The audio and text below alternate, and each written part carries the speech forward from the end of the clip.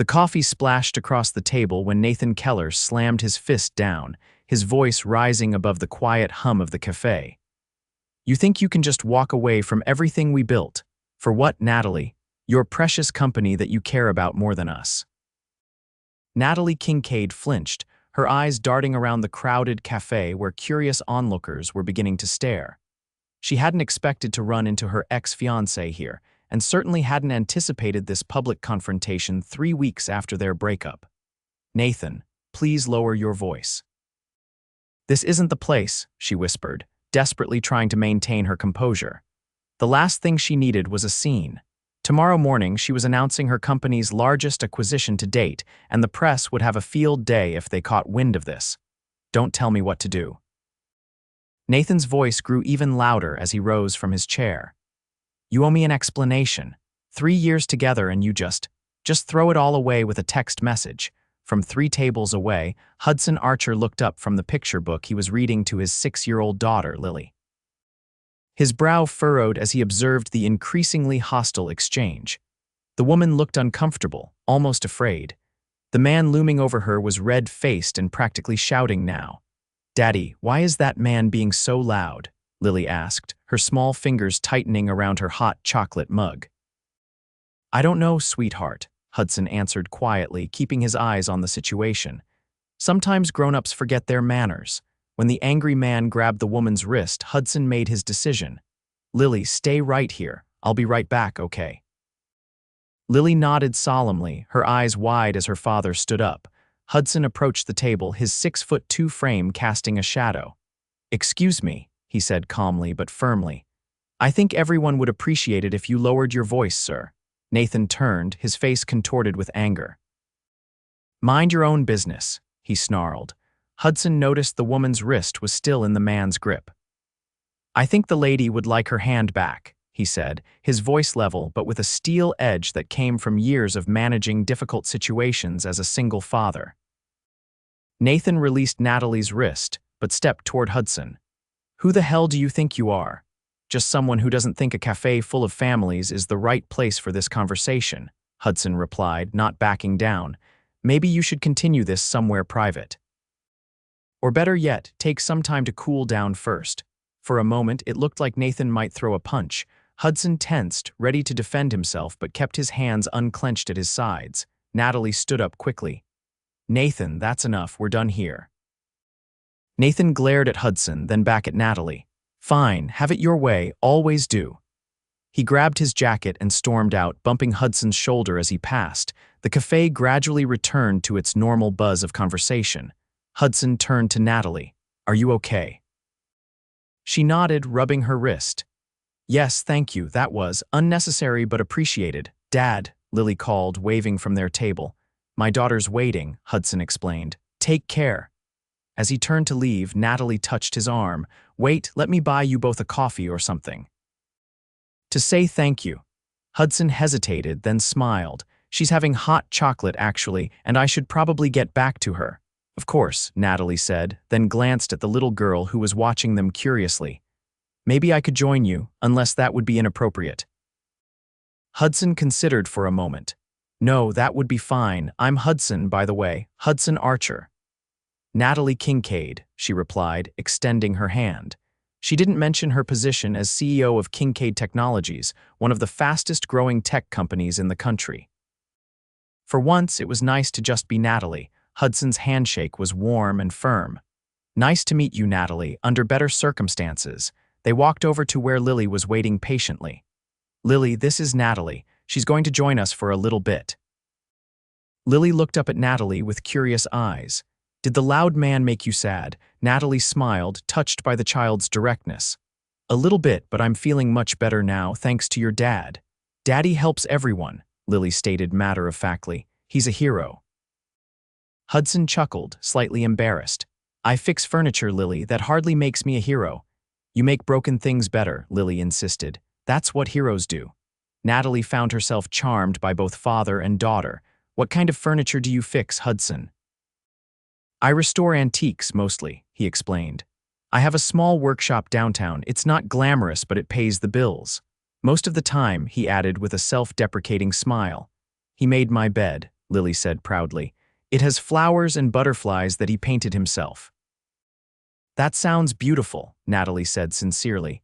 She found herself genuinely interested, a welcome change from the corporate networking that dominated her social interactions.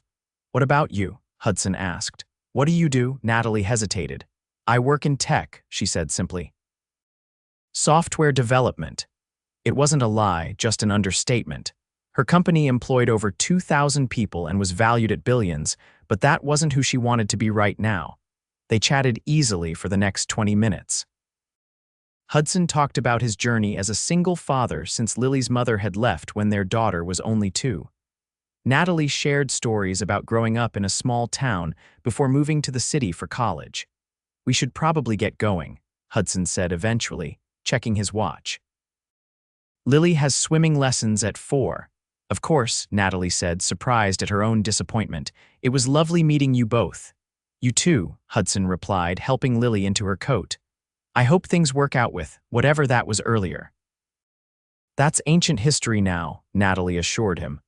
Then, before she could overthink it, she added, maybe we could do this again sometime. Without the dramatic introduction, Hudson looked surprised, then pleased. I'd like that. They exchanged numbers, and as Natalie watched them leave, Lily's small hand in Hudson's large one, she felt something she hadn't experienced in a long time, a flutter of genuine excitement. The next morning, Natalie stood at the podium, cameras flashing as she announced Kincaid Technologies' acquisition of their largest competitor. This merger represents not just growth, but innovation, she told the crowd of reporters and shareholders. Her assistant, Paula, gave her a thumbs up from the side of the stage. Later, in her office with its floor-to-ceiling windows overlooking the city, Paula brought in the morning papers. The announcement's getting great coverage, she said, dropping them on Natalie's desk. And you're trending on all the business channels. That's good, Natalie said distractedly, staring at her phone. She'd been debating whether to text Hudson all morning. Earth to Natalie, Paula waved her hand. Are you okay? You've been somewhere else all morning. I'm fine, Natalie said, putting her phone down. Just thinking about next steps. Well, your next step is lunch with the board at 1, then the interview with Tech Quarterly at 3, Paula reminded her. And don't forget the charity gala on Friday. Natalie nodded, but as soon as Paula left, she picked up her phone again. After typing and deleting several messages, she finally sent. Thanks again for yesterday. Coffee sometime this week. Hudson was in the middle of sanding down an 18th-century writing desk when his phone buzzed. Seeing Natalie's name made him smile. He wiped his hands on his jeans before replying. Name the time and place. My schedule's flexible except for Lily's swimming on Tuesdays and Thursdays. They arranged to meet at a different cafe the following afternoon. Hudson arrived early, having dropped Lily off with his neighbor Mrs. Chen, who watched her occasionally when he had appointments. He spotted Natalie the moment she walked in. She looked different today, more polished in a tailored blazer and sleek ponytail. He suddenly felt underdressed in his clean but well-worn jeans and button-down shirt. Hi, she said, sliding into the seat across from him. Sorry if I'm late. Not at all, Hudson assured her. I just got here. A small lie, he'd been waiting 15 minutes, second-guessing himself the entire time. They ordered coffee, and conversation flowed surprisingly easily. Hudson found himself telling her about his dreams for expanding his restoration business. I've been saving for a bigger workshop, he explained. Something with enough space to maybe teach classes. There's a lot of interest in traditional craftsmanship these days. That sounds wonderful, Natalie said, genuinely interested. What's stopping you? Hudson laughed without humor. The usual. Money, time, the small matter of being a single dad with bills to pay. Natalie nodded thoughtfully. What about investors? Not exactly lining up for a small-time furniture restoration business, Hudson said, but I'll get there eventually. Slow and steady wins the race, right? Natalie smiled. Sometimes, and sometimes you need to take a leap. She paused, then asked, would you show me your work sometime? I'm curious. Hudson felt a mix of pride and nervousness. Sure, if you're really interested, it's nothing fancy, but I'm proud of it. I'd love to see it, Natalie said. Then her phone rang. She glanced at it and frowned. I'm sorry, I have to take this. It's work. She stepped outside to answer. Hudson watched through the window as she paced, her expression serious and professional. There was something about the way people around her seemed to notice her natural authority she carried. He realized there might be more to software development than she'd let on. When she returned, she looked apologetic. "I'm so sorry, but I have to go. There's a situation I need to handle." "No problem," Hudson said, hiding his disappointment. "Work comes first." "Not always," Natalie said softly. "But sometimes. Can I get a rain check?" "Absolutely." As they stood to leave, Natalie hesitated, then leaned in and kissed his cheek. "I'll call you," she promised. True to her word, she called that evening after Hudson had put Lily to bed. They talked for over an hour about everything and nothing: favorite books, worst cooking disasters, dream vacations. Hudson found himself laughing more than he had in years. "Tell me about Lily's mother," Natalie asked eventually. "If that's not too personal," Hudson sighed. "Her name is Caroline. We were young when Lily was born, 22. I was ready to be a father. She wasn't ready to be a mother. She stuck it out for 2 years, then decided it wasn't the life she wanted. Last I heard, she's in California." "Does Lily see her?" "Twice a year, usually. It's not ideal, but it's what works for everyone." He paused. "What about you? Any past marriages hiding in your closet?" Natalie laughed. "No marriages. Almost once, but it turns out we wanted different things." "Let me guess, the Café shouter?" "Nathan, yes, he wanted me to scale back my career. I couldn't do that." "Good for you," Hudson said. "No one should ask you to be less than who you are." There was a moment of silence on the line. "That might be the nicest thing anyone's said to me in a long time," Natalie finally replied, her voice soft. The next few weeks fell into a pattern. Coffee dates when Natalie could escape the office. Phone calls in the evening after Lily was asleep. Hudson showed Natalie his workshop, and she was genuinely impressed by the beauty and craftsmanship of his work. One Saturday, Natalie joined them for Lily's swimming lesson, sitting beside Hudson on the uncomfortable bleachers, cheering when Lily managed her first unassisted lap of the pool. "She's amazing," Natalie said, watching the little girl's proud face as she climbed out of the pool. "Yeah, she is," Hudson agreed, but he was looking at Natalie, marveling at how naturally she'd fit into their lives. After swimming, they went for ice cream, Lily chattering excitedly between licks of her chocolate cone. "Miss Natalie, do you know how to swim?" "I do," Natalie said.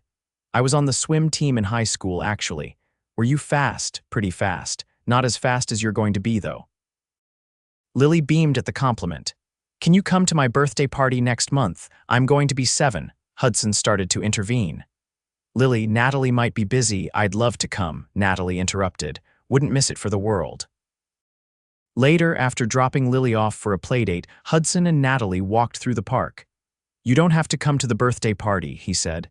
"It'll be chaos. 8 7-year-olds hopped up on cake and excitement." "I meant it," Natalie insisted. "I want to be there, unless—" "You'd rather I wasn't." Hudson stopped walking and turned to face her. "No, that's not it at all. I don't want you to feel obligated. This thing between us, whatever it is, I don't expect you to take on me and my daughter as a package deal." "What if I want the package deal?" Natalie asked quietly. Hudson looked into her eyes, then slowly leaned down and kissed her. It was gentle at first, then deeper as she responded, her hands sliding up to his shoulders. When they finally broke apart, they were both breathless. "I've been wanting to do that since the day we met," Hudson admitted. "What took you so long?" Natalie teased, then pulled him back for another kiss. Their relationship deepened over the following weeks. Hudson was continually surprised by how well Natalie fit into their lives. She helped Lily with her reading, never checked her phone during their time together, and seemed genuinely happy in their company. But there were hints of her other life, the calls she sometimes had to take in private, the way she occasionally had to cancel plans at the last minute for work emergencies.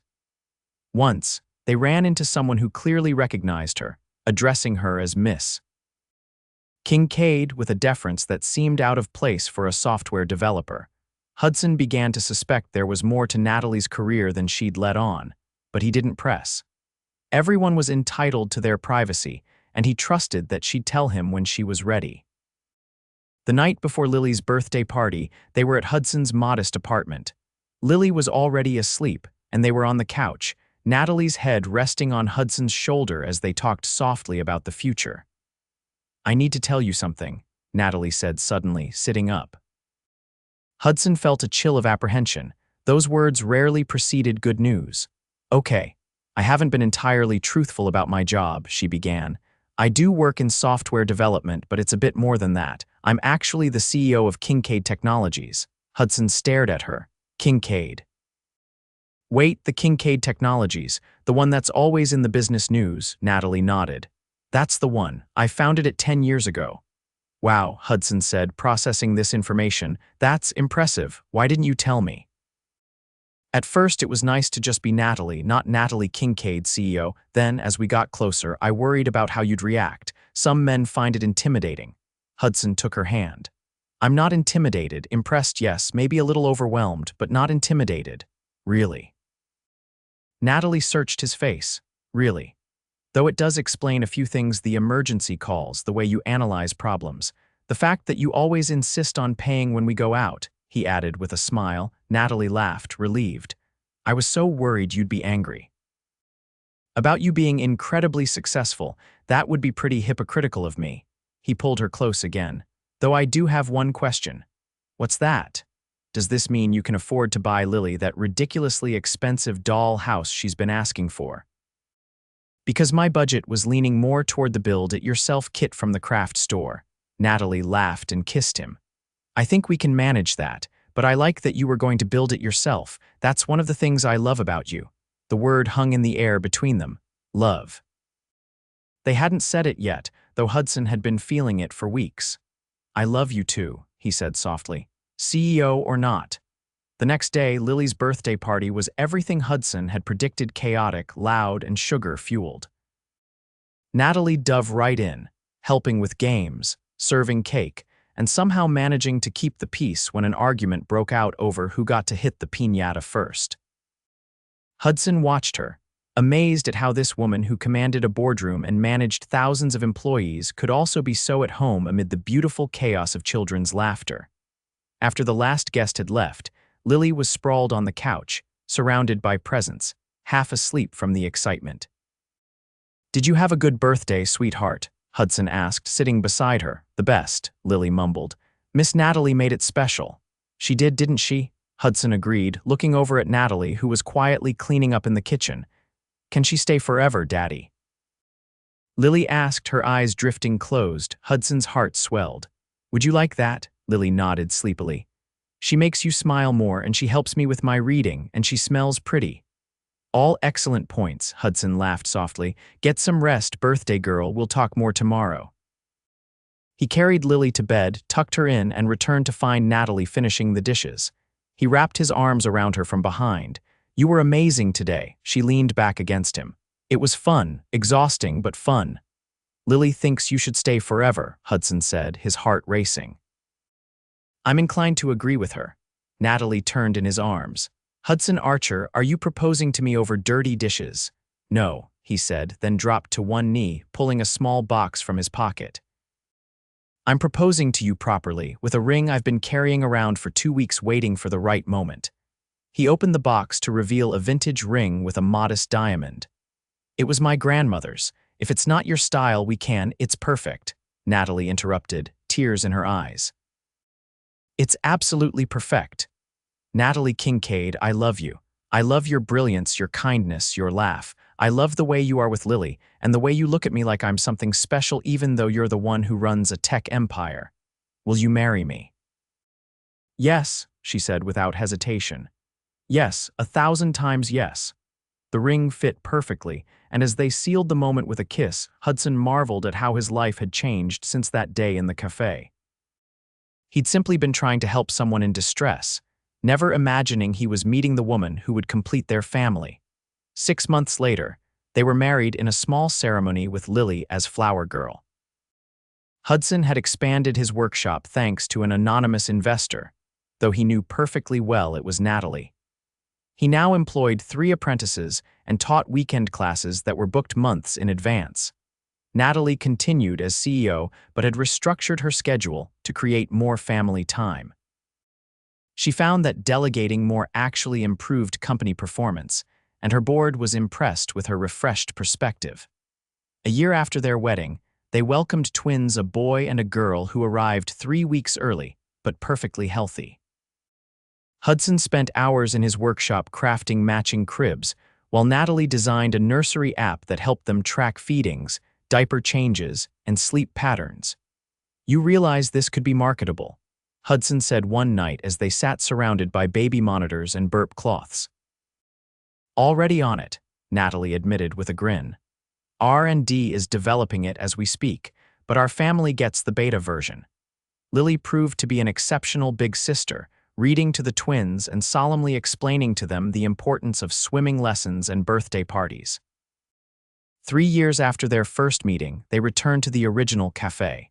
The twins were asleep in their double stroller, and Lily was carefully sipping hot chocolate, now a mature 9-year-old. "Do you ever think about how different our lives would be if Nathan hadn't made a scene that day?" Natalie asked, her hand intertwined with Hudson's on the table. "Sometimes," Hudson admitted. "I should probably thank him." "Please don't," Natalie laughed. "But I do think about it, how one moment, one decision can change everything. Like deciding to intervene when a stranger is in trouble." Hudson suggested. "Or deciding to invite that stranger and his daughter to join you for hot chocolate," Natalie countered. "For the record," Hudson said, leaning over to kiss her, "best decision I ever made." "Mine too," Natalie agreed. "Though expanding into the European market comes in a close second," she added with a wink. "Mom," Lily interrupted, having recently started calling Natalie Mom of her own accord, "can we get cake to celebrate?" "Celebrate what, sweetheart?" Natalie asked. Lily shrugged. "Being a family." "That's worth celebrating, right?" Hudson and Natalie exchanged a look of pure joy. "Absolutely," Hudson agreed. "That's worth celebrating every single day." And as they shared cake in the café where it all began, surrounded by the family they had built together, both Hudson and Natalie knew that sometimes the most unexpected beginnings led to the most beautiful stories, and theirs was just getting started.